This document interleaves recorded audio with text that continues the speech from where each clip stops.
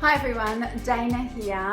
Today I'd like to talk about when we have the best intention to get our health, our wellness, our fitness, and most of all, be able to lose some weight, and then the wheels fall off and we spiral back to our old habits. And before we know it, we're back to square one.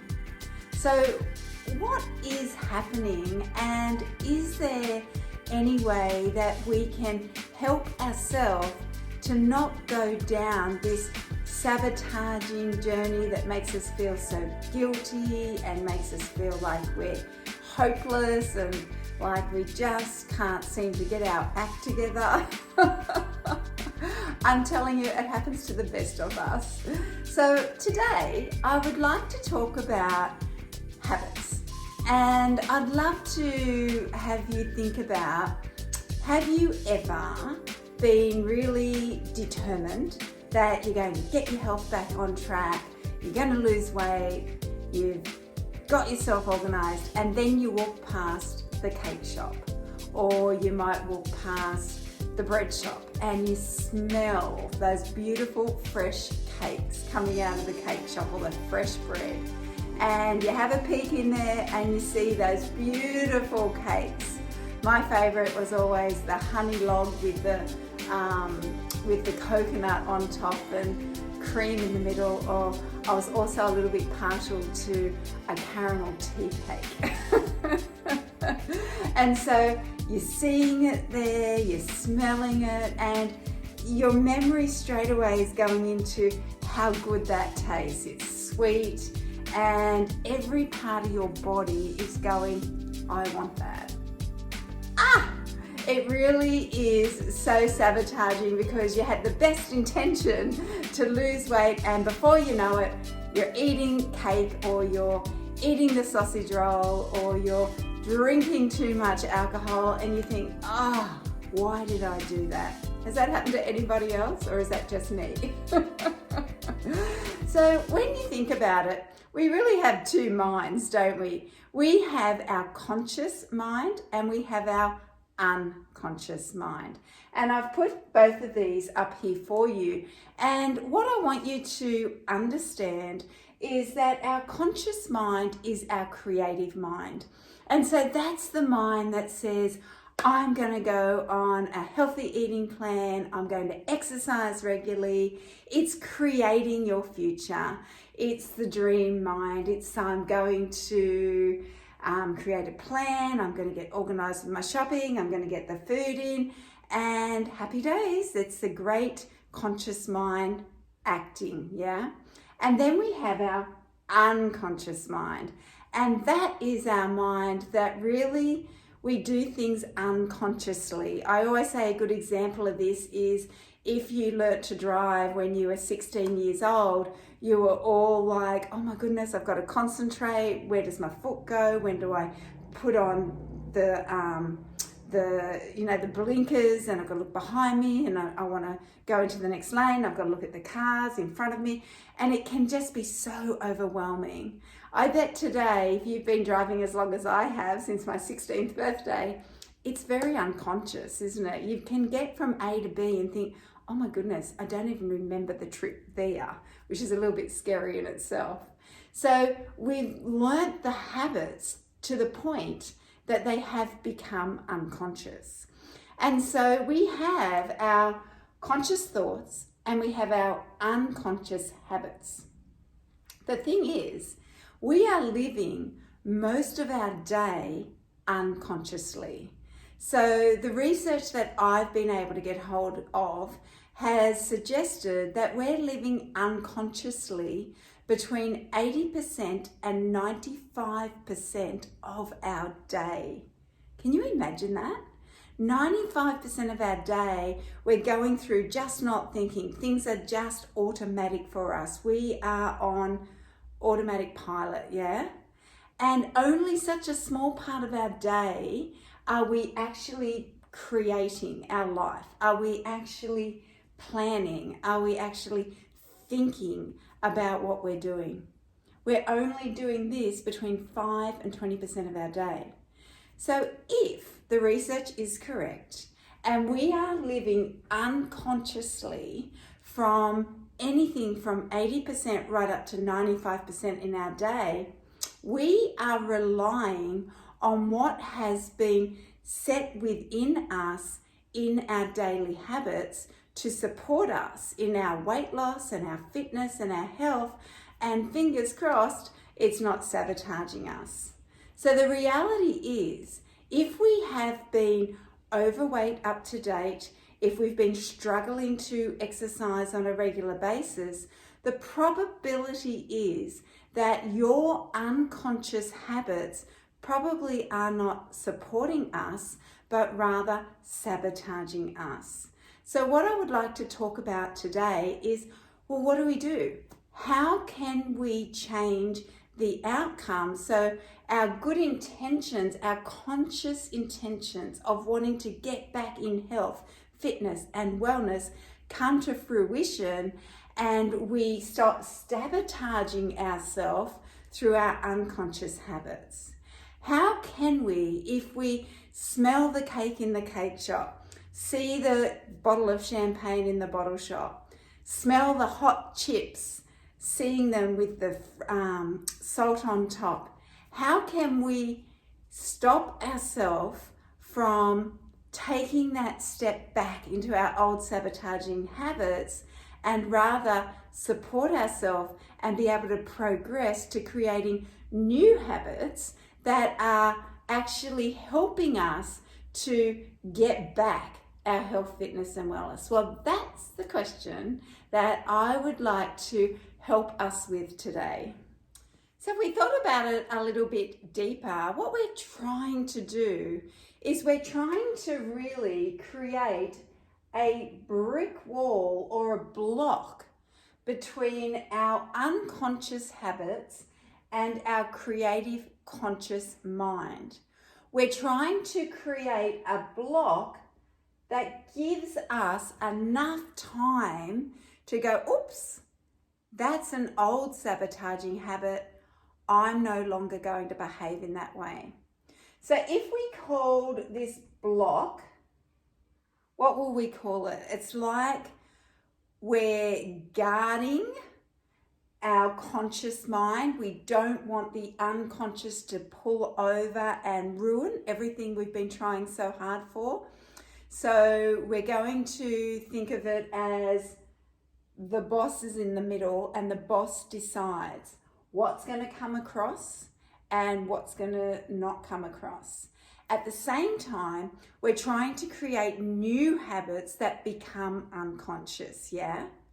So the tips that I'm going to share with you today are tips that over a period of time will help you to change your internal unconscious habits that are going to support you to sustain long-term health, fitness, wellness in our 40s, 50s, 60s and 70s and beyond.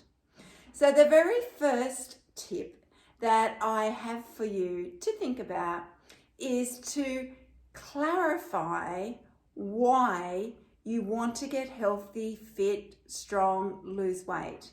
And when I say clarify, another word that I use is find your why. You know, if your why is big enough, it really then allows you to bear the how. So when you go past the cake shop and you smell it and you see it and you think, oh my God, I just remember how good that tastes, you can come back to your why and go, but that is more important to me now. And so let me give you an example. So my big why is that I want to get older living a life where I have choice. Maybe we could call it control. Behave. I'm known to be a bit controlling. So, but that's true for me. For me, I don't want the doctors and health professionals and medications controlling my everyday older life. I don't want to be sitting in a nursing home with the nurses and the carers and the doctors controlling my life, deciding when I eat, when I shower, when I get dressed, when I go to bed. I don't want that. So for me, my big why I look after my health now, why I do the hard work of giving up sugar, giving up alcohol, and exercising on a regular basis is because my why is so big. I've observed nursing homes. I've observed older adults in my life for the last 20 years. And for me, I know what the future holds and it scares me. So my why is, Dana, prevent rather than cure. And so when I, who is a sugar addict, I'll put my hand up to that, a packet of Tim Tams a day, 1 or 2 packets of Allen's lollies a day, show the girl cake, show the girl chocolate, show the girl anything. And I was there. It took me 2 years to overcome this addiction that I had to sugar, but I can truly, truly, hand on heart say, I can now go without eating sugar and feel just fine. Not even fine, actually feel great about it. It actually looks like poison to me these days. So my why was what got me through. My why was when my old habits of lollies, Tim Tams, cake, and all the rest of those other good things that I truly, truly love, chocolate sundaes from McDonald's, cheesecake, I get to this barrier and I think, just get that picture in your mind, Dana, of what you've seen, and it allows the boss to make the decision. And the boss decides, no, thank you. And so my first suggestion to help you to have the barrier between your old habits and creating your new habits to support your conscious thinking of, I'm making a plan to get well, is to understand your why. And it can be so different for all of us. And there's no wrong, there's no right, but make it so good that when you get to this barrier, that your why is bigger than what you're wanting to do that's about to sabotage your results. Alrighty, tip 2. So my next tip is that we create a plan. And I say that because when we go into, oh yeah, I'll lose weight next week, I'll start Monday. If we don't have a plan in place, what we'll find is we get to Monday and we just automatically go into our old sabotaging habits. And we go, oh my goodness, I've done the wrong thing already. Oh, I'll start next Monday. Anybody relate? So to have a plan that you're able to create and prepare and get ready will help you to stop getting these thoughts pushing into your wishes of creating a healthy, fit, and well body. And I say that because I always talk about a thing called, I call it a meeting with myself every weekend. And so for every weekend, I give myself 30 minutes and I sit down and I reflect. And I reflect on my week before and what I did well. And then I write that down and I congratulate myself for what I did well. And then I look at my week and I think, what could I have improved on? What did I not quite hit the mark on? Or what am I feeling deeply that I wish that I could have done a little bit better on? And I wrote those things down. And that gives me an opportunity to create a plan where I diarize what I'm doing for exercise, I diarize any appointments I've got, and it gives me an opportunity to go, this is how I'm going to create those positive changes next week that I didn't quite hit the mark on last week. And so I go into my week with a little bit of a plan. Having that plan, being prepared, I wake up on a Monday morning and it's like, so excited, happy days, new start, new beginnings, and here we go again. What I want us to all understand is if your plan does not work, it does not mean that you stop. What it means is you change the plan. You don't change the outcome. So if the outcome is, I want to get health, I want to get fit, I want to get well, I want to get strong, I want to lose 10 kilos, and week 1 the plan's not quite working, rather than sabotaging yourself and changing the outcome and going, oh, well, I won't worry about losing 10 kilos, I'll just sort of make it 5 kilos. What you do is you sit down and you change the plan. Work out what didn't work. How can I do it different? And test and measure next week and go again, change the plan. So tip 2 is create a plan. So we've now clarified clarity around our why, and we've now created a plan. All right, tip 3.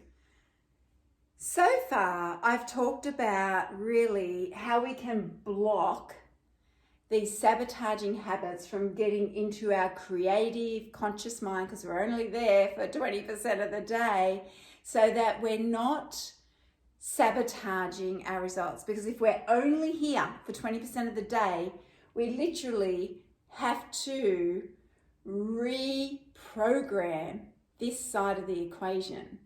These programs have been placed in us since the day we were born. So not only do we want to unravel those bad habits that we have that are often sabotaging us, but we want to create some new habits that we will automatically be helping ourselves to reach our deep desire and our goals as to what we want to achieve around our weight loss and our health and our fitness. So we want to be able to create new habits, and to create new habits takes practice. And so another word, if I'm thinking of my C's, because I'm trying to give you words that start with C to help you, is consistency. And I often use the example of me playing the piano. When I started the piano as a little girl, I think I was about 7 years old, I made mistakes. Can you believe it? And I made lots of mistakes. And my mum used to make me practice for 30 minutes every afternoon after school. And I would learn scales, and I would learn to read music, and I would learn to do my left hand, and then I'd learn to do my feet, and I'd put it all together. That took a lot of practice, a lot of learning, a lot of education, a lot of time, and many, many, many hours. Until after learning the piano for 10 years and doing all my grades, I was able to pick up certain pieces of music, and music didn't need that sheet in front of me. It was all ingrained in me. I literally would put my hands on the piano and off I'd go. I'd be able to play Bach and all these different classical pieces through memory. And it was because at a cellular level, I had programmed myself to be able to play all these different pieces of music. The same goes with creating our new habits. So when we start with things that feel a little bit different for us, it might be exercising on a daily basis that feels a little bit out of whack, or it might be pushing ourselves out of our comfort zone that might feel a little bit out of whack, or it might be even eating different types of food that you're not used to that might feel a bit uncomfortable to your body. Over a period of time, of you making mistakes, of you continuing to stay plugged in, as I say, Dr. Phil, plugged into the journey, you will start to find that you are creating new programming within your body. And if you can be strong enough to not give up, to stay plugged in, to not judge yourself when you make a mistake, to reset every single Monday, have a meeting with yourself every single week, over a period of time, you're going to go, happy days to me. I think that I'm starting to really feel and embody these habits that healthy, strong, fit, toned women do.